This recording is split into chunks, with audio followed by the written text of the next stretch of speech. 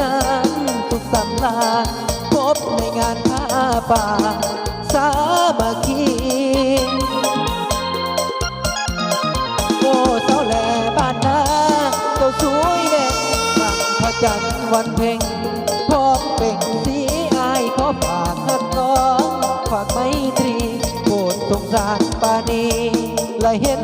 ใจอายนี่จากบ้านนามาหาน้องหวังประคองความหักให้สดใสยานแต่น้องคนนี้บ่เห็นใจอยู่ที่ว่ายากจนคนบ่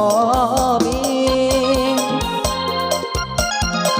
อายจะหาเงินทองไปขอแต่งกระดองแพงให้พร้อมจะไปขอให้น้องคนนี้ตั้งตารอน้องจงรอวันนั้น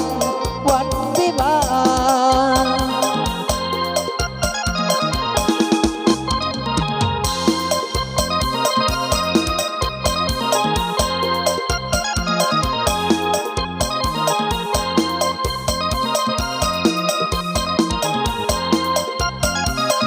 ได้มาพบคนงามคือสาวแหล่โอ้สาวแหล่บ้านนา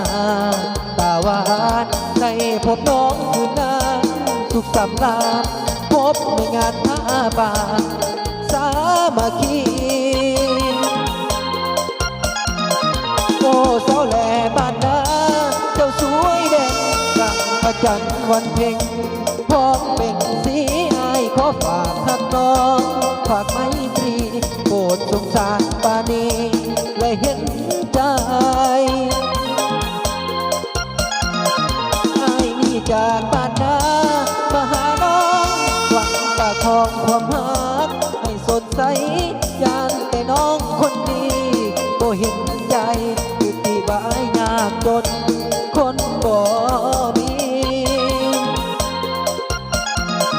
อายจะหาเงินทองไปขอแต่งกระดองแพงให้พร้อมจะไปขอให้น้องคนนี้ตั้งตารอน้องจงรอวันนั้น